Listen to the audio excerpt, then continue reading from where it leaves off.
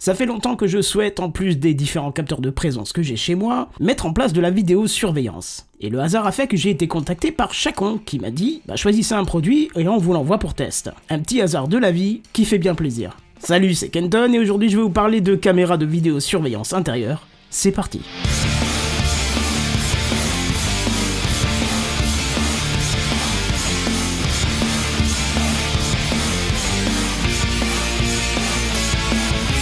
Alors Chacon, vous les connaissez sûrement puisqu'on retrouve déjà une multitude de leurs produits dans les Leroy Merlin, dans les Castorama pour la partie domotique, et ils sont aussi présents sous la marque Dayo qui signe les modules de prise pilotables en radio, et plus particulièrement via le RF433 ou encore le Wi-Fi. Et comme je cherchais justement une caméra de vidéosurveillance intérieure, j'ai choisi la IPCAM RI03. Alors c'est une caméra Wi-Fi motorisée qui peut tourner jusqu'à 355 degrés, et j'ai même envie de vous dire pour les 5 degrés restants, on peut dire qu'elle fait un tour sur elle-même. Elle est fournie avec un câble USB et son chargeur séparé. Ce qui est bien puisqu'on pourra choisir de l'alimenter directement via un port USB vu que sa consommation ne dépasse pas les 1 A. L'avantage de ce chargeur séparé, c'est que si pour un besoin ponctuel vous avez besoin de la connecter hors réseau, vous allez pouvoir le faire via une batterie externe. Ça c'est l'idéal pour faire une captation le temps d'une nuit. Elle est munie de micros et de haut-parleurs dont nous reparlerons plus tard. Surprise aussi à sa base, un petit support qui vous permettra de le mettre sur trépied. Et quelque chose qui est vraiment bien, c'est qu'elle est fournie avec une embase qui va vous permettre de la fixer au plafond ou éventuellement sur un mur. Le capteur de 2 mégapixels vous permettra de monter jusqu'à une résolution de 1080p, du Full HD quoi. Et d'avoir un angle de vision de 110 degrés, ainsi qu'une vision de nuit jusqu'à 10 mètres. Et je peux vous dire que ça marche pas mal. Alors elle s'utilise à travers l'application MyChacon que vous trouverez sur iOS et sur Android. Et une fois que vous avez créé votre compte, l'ajout de la caméra est extrêmement simple et c'est ce qu'on va voir tout de suite.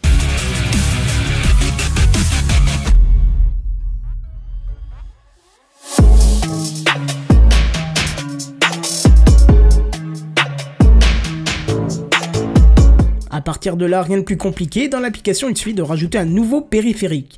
La caméra va alors clignoter en rouge, ce qu'il faut confirmer dans l'application. Il faut rentrer ses paramètres Wi-Fi que l'on voit pas ici pour des raisons de sécurité. Et une fois que c'est fait, l'application va générer un QR code et demander de placer le téléphone en face du capteur. Et une fois que c'est fait, on entend un petit bip de confirmation. Voilà, il ne reste plus qu'à patienter quelques secondes et la caméra est disponible dans l'application. Il suffit de cliquer dessus. D'ailleurs, on vous propose même de rajouter une image de là où elle est positionnée pour la retrouver facilement. Vous pouvez aussi la nommer, la mettre dans la pièce. Et c'est terminé. Vous voyez même qu'elle détecte déjà un mouvement. Vous pouvez alors y accéder. Et voilà, ça fonctionne. Voilà, donc vous avez pu constater que l'installation de la caméra est hyper simple et on se retrouve directement dans l'application devant l'élément en question. Donc on va aller voir un petit peu comment ça se passe. Alors tout d'abord, nous avons la visualisation en live de la caméra, ce qu'on voit, on voit qu'elle fonctionne très très bien. On va pouvoir basculer en mode plein écran, ça c'est intéressant, et surtout on va pouvoir passer en mode HD. Donc HD qui permet d'avoir une résolution supérieure, mais au niveau de la visualisation seulement en temps réel. Sur la carte, ça sera toujours enregistré en HD évidemment. Alors, il y a deux choses à savoir. On peut faire fonctionner cette caméra avec ou sans micro-carte SD. Sans carte micro SD, vous allez devoir enregistrer sur le téléphone grâce aux fonctions que l'on voit ici. Donc le petit bouton d'enregistrement, donc là ça enregistrera dans le téléphone et pas sur la caméra évidemment puisqu'il n'y a pas de micro SD dedans. Et pareil pour l'appareil photo. Évidemment, lorsque vous mettez la carte micro SD, vous allez avoir des options supplémentaires comme la détection. On va la voir dans 2 secondes, mais sachez que tous ces événements qui sont créés sont présents dans une timeline qui sont juste en dessous. Et en plus, dans un sélecteur de date avec tout ce qui peut s'écrire dans cette timeline, vous allez pouvoir retrouver facilement. Alors moi, comme j'ai supprimé la caméra et que je l'ai remise pour vous montrer comment se passe l'installation, ça m'a tout enlevé, évidemment. Dans les paramètres, c'est là que c'est intéressant. Vous allez voir si la carte SD est bien installée dedans. On peut voir qu'elle est installée. On a accès à un mode miroir, à voir si vous en avez besoin. Et vous avez les fameux détections de mouvement que vous pouvez passer en 3 modes, haute, moyenne, basse, donc au niveau de la sensibilité de détection. Ça marche extrêmement bien, chaque mouvement est capturé, j'ai fait le test en mouvement haut, le moindre insecte qui passe devant la caméra, ça détecte, ça enregistre sur la carte SD, il n'y a pas de problème pour ça. Seul petit bémol, c'est que si vous capturez une pièce qui est éclairée par la lumière extérieure et qu'un gros nuage passe assez rapidement, s'il y a beaucoup de vent par exemple, et que la luminosité baisse assez vite, même en détection basse, il y aura un fichier généré. Mais je préfère avoir un faux négatif que d'avoir un positif qui n'est pas enregistré sur la carte parce que le seuil n'est pas assez haut. Donc je préfère ça comme ça.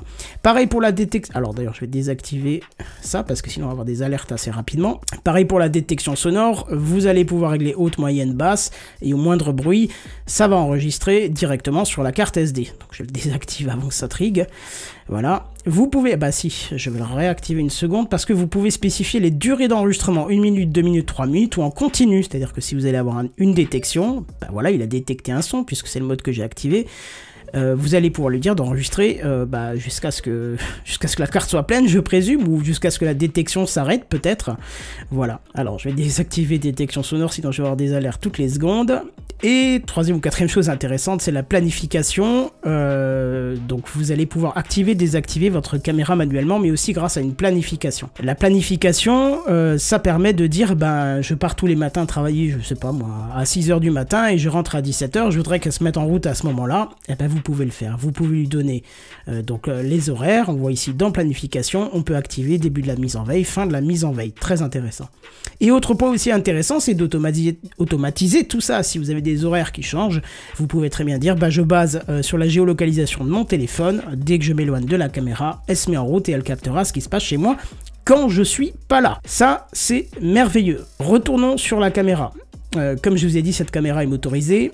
Ça, c'est super intéressant, parce qu'une fois que vous êtes sur le mode de visualisation de la caméra, il suffira de poser un doigt sur la caméra et de bouger pour que la caméra suive le mouvement que vous lui indiquez.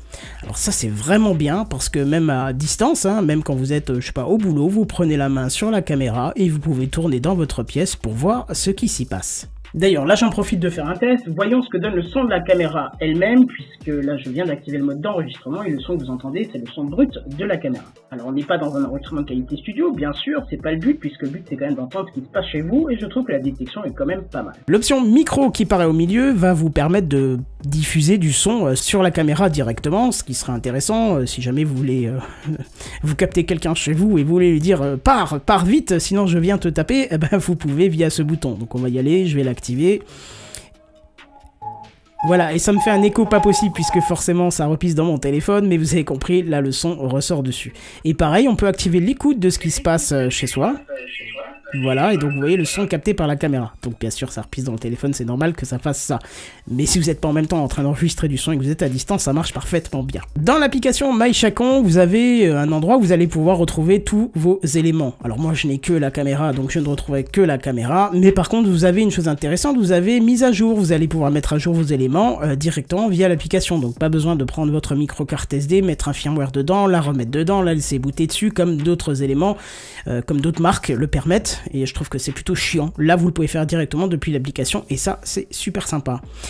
Autre chose dans paramètres, vous allez voir une petite option, puisque moi je suis sur iOS, alors cette caméra est compatible Alexa et Google Home, mais pas totalement HomeKit. Par contre, vous avez l'option raccourci Siri, où pour l'instant vous ne pouvez pas sélectionner la caméra, mais comme j'ai échangé avec un développeur par mail, il a pu me dire que c'était dans la roadmap et que ça arriverait sûrement prochainement. Donc ça, c'est une bonne chose.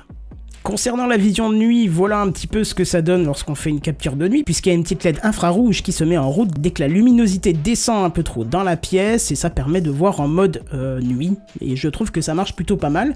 Alors j'ai pas de quoi tester jusqu'à 10 mètres, mais en tout cas, dans un champ proche, ça marche excellemment bien, on voit tout de suite qui est sur la caméra. Et voilà, la caméra est vendue par Chacon au prix de 49,90 € et vous avez vu que c'est quand même super sympa parce qu'il n'y a pas d'abonnement à prendre pour stocker les fichiers en ligne. Ça c'est un avantage parce que beaucoup obligent avec leur caméra, si vous voulez stocker vos fichiers, de les avoir en ligne. Là c'est directement sur la carte micro SD sans abonnement et c'est vraiment super. Et justement, ça me permet de passer aux points forts et aux points faibles. Et d'ailleurs, je vais commencer par les points faibles parce que pour moi, il n'y en a qu'un seul. C'est la sensibilité à la lumière qui est un petit peu trop élevée. C'est-à-dire que, comme je vous l'ai dit tout à l'heure, un changement de luminosité rapide va détecter. Mais voilà, pour un point négatif, c'est un tout petit point négatif parce que les points forts, il y en a. Le support par trépied. Ça c'est génial, franchement vous voulez le mettre sur un trépied, vous pouvez, et je n'ai pas vu beaucoup qui le permettaient. La programmation horaire de la caméra, intéressant aussi. La possibilité de formater la carte SD directement via l'application. Ça c'est très intéressant parce qu'on n'est pas obligé de la sortir, de la mettre dans un PC, de la formater et de la remettre dedans. Comme je vous l'ai dit aussi, la possibilité de la mettre à jour directement. Et surtout, le mode nuit qui est particulièrement efficace. Voilà, pour de la vidéosurveillance intérieure, je trouve que c'est vraiment l'idéal. On n'a quasi aucune contrainte, pas d'abonnement à prendre, on achète une fois la caméra et ça fonctionne sur le réseau IP et c'est magique. Alors certains me diront, oui mais on peut pas le mettre dans JDOM, on peut pas y accéder via un autre moyen. Moi je trouve que ça peut être un point positif parce que si effectivement tout est en panne à la maison ou autre chose, votre caméra, elle, est encore accessible et ça c'est intéressant. Si votre domotique est en travaux ou en maintenance, comme c'est le cas actuellement chez moi puisque je fais de la modification assez importante, eh ben j'ai toujours accès à ma caméra alors que même mes capteurs là sont en maintenance, on va dire. Donc j'ai quand même accès à la vidéo et ça c'est un gros point positif et surtout l'avantage c'est qu'on peut y avoir accès de partout sans avoir besoin de faire de réglage dans son routeur, ce qui peut être une opération peut-être un peu compliquée pour certains. Voilà, et pour terminer, j'aimerais remercier l'équipe de Chacon qui m'a contacté et avec qui j'ai pu échanger, et on voit que c'est des gens très intéressants et surtout très passionnés qui ont la volonté de proposer des produits qui sont adaptés et simples d'utilisation pour tout le monde, et ça c'est plutôt quelque chose qui manque dans les produits domotiques ou de surveillance en tout cas actuels. Allez, prochaine vidéo, si tout va bien, on se retrouve de nouveau pour de la domotique, puisque comme je vous ai dit, j'ai fait pas mal de travaux, j'ai changé ma clé Zigbee et je suis passé à quelque chose de beaucoup plus intéressant. Ça va être sympa, on en discutera prochainement. Allez, sur ce, je vous dis à plus, bye bye.